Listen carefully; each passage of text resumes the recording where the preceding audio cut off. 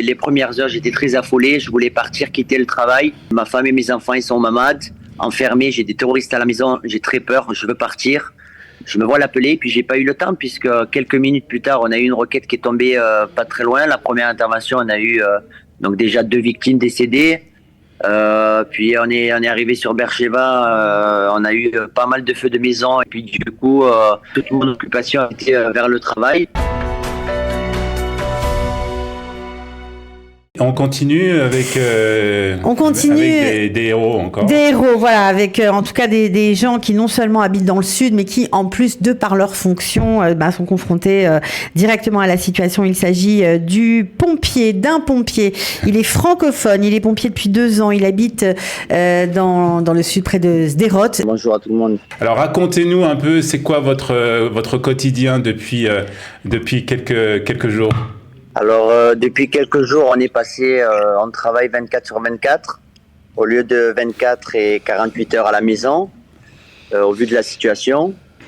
Donc voilà, depuis le jour où s'est passé l'intrusion avec les terroristes qui sont rentrés, donc le travail on est passé à 24/24. En quoi consiste votre travail aujourd'hui ? Comment ? En quoi consiste votre travail ? Qu'est-ce que vous faites ? Alors, en tant que pompier, le travail, il est le même, sauf que on a... pour le moment, c'est calme. Au départ, on a eu pas mal de travail quand même, au vu les pompiers, ceux qui sont sur Ashkelon, ils travaillent énormément. À Beersheba, on a eu du travail le premier jour, on a eu beaucoup d'interventions avec des feux de maison, puisqu'il y a eu quand même pas mal de tirs de missiles avec même des victimes, des morts. Et le travail il reste le même, c'est-à-dire qu'on travaille toujours pareil, sauf que on est prêt pour intervenir à tout ce qui est intervention, d'autres interventions vu des missiles et voilà. Alors vous, le premier jour, vous étiez parti travailler très tôt et vous habitez Sderot, donc j'imagine que vous avez dû apprendre qu'il y avait un gros problème dans la ville. Comment vous avez réagi ? Qu'est-ce que vous faisiez ? Où vous vous trouviez ? Alors le jour où ça s'est passé, c'était dimanche, si je me souviens bien. J'étais à la maison. J'ai quitté Sderot, je pense, 30-40 minutes avant que les premières personnes se sont fait assassiner. J'étais sur la route, je partais vers Beersheba pour me rendre au travail. Et évidemment, j'ai vu un petit peu les missiles.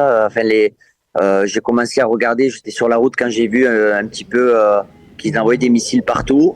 Donc j'ai compris que c'était quand même quelque chose de bizarre, quelque chose d'assez important. On entend même les avions là. Donc, ouais, on entend. Oui, c'est moi. Donc voilà, j'ai vu tous les missiles, j'ai vu qu'ils en envoyaient un petit peu partout au niveau sur tout l'État. Donc je me suis dit que c'était quelque chose de pas normal, mais bon, je m'attendais pas à ce qu'il y ait une intrusion de terroristes, pas du tout. Je me suis rendu au travail. Donc j'ai vu tout ça un petit peu en regardant le ciel. J'étais très étonné. Et puis quand je suis arrivé au travail, j'ai commencé à préparer mes affaires pour une journée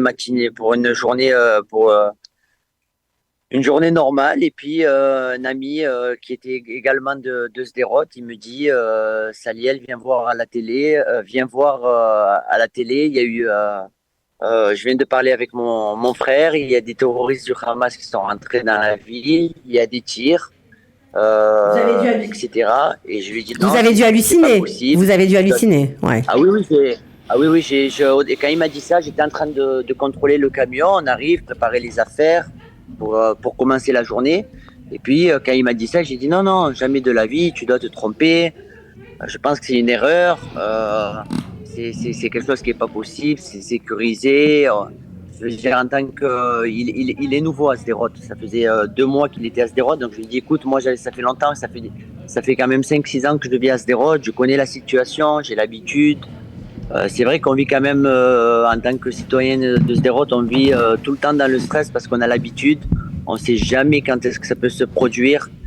Il y a toujours ce qu'on appelle des svavim, c'est-à-dire des périodes comme ça où c'est un peu tendu, où il y a des roquettes, des alertes. Mais c'est vrai qu'une telle chose, on n'aurait pas pu s'imaginer. Donc je suis rentré sur le groupe WhatsApp de l'appartement là où j'habite, et puis je vois que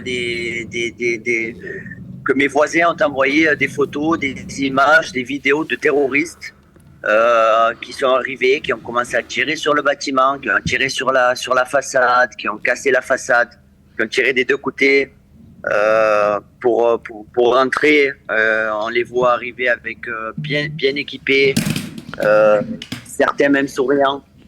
Ouais, donc Vous reconnaissez leur type d'armes lorsque vous voyez ces vidéos? Oui, on voit bien, on voit que c'est une Kalachnikov, on voit RPG, on voit qu'ils ont des bandeaux au niveau de la tête, certains des bandeaux verts, certains bandeaux blancs, on voit que c'est des terroristes. Je veux dire, on reconnaît de suite. Alors, vous avez eu envie de revenir chez vous, j'imagine, mais bon, vous étiez tout seul, j'imagine que vous n'avez pas pu faire grand-chose. Oui, c'est vrai que quand on sait que la famille elle se trouve à la maison, ça fait très peur. On perd un petit peu espoir, on ne sait pas quoi faire. C'est vrai que j'étais affolé les premiers moments, enfin, les premières heures, j'étais très affolé. Je voulais partir, quitter le travail. Vraiment, je me vois appeler mon chef. Écoute, ma femme et mes enfants, ils sont malades, enfermés. J'ai des terroristes à la maison. J'ai très peur. Je veux partir. Je me vois l'appeler, puis j'ai pas eu le temps puisque quelques minutes plus tard, on a eu une roquette qui est tombée pas très loin. La première intervention, on a eu donc déjà 2 victimes décédées.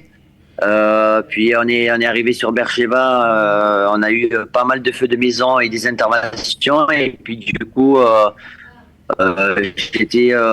toute mon occupation était vers le travail.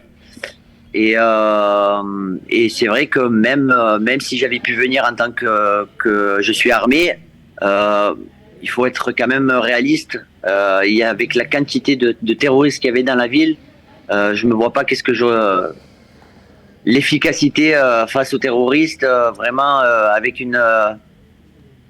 avec un pistolet face à des RPG, des Kalachnikov, des terroristes répandus dans toute la ville, c'est vraiment compliqué. C'est pas réel même. Est-ce que Sderot, d'après ce qu'on vous dit, est aujourd'hui sécurisé? Parce que hier, on avait l'impression que c'était pas encore tout à fait le cas. Alors moi, je vous explique. Au vu de la situation, mes proches sont partis. Ma femme et mes enfants, ils sont partis à Tel Aviv. Je les ai amenés à Tel Aviv le lendemain même. Et moi, je dors à Sderot. Donc, je peux vous dire qu'en ce moment même, à Sderot, il y a des forces partout. Il y a des militaires partout, dans toute la ville, qui patrouillent, qui sont un peu... ils sont partout, tout simplement partout. Vous m'entendez? Bien sûr, bien sûr. Ah oui. Donc voilà, il y a des militaires qui sont répandus partout dans la ville. Ils se trouvent vraiment, vraiment, vraiment partout. La police également. Mais bon, c'est vrai qu'il y a toujours, la crainte principale, c'est qu'il reste encore des terroristes qui se trouvent proche du cimetière, proche des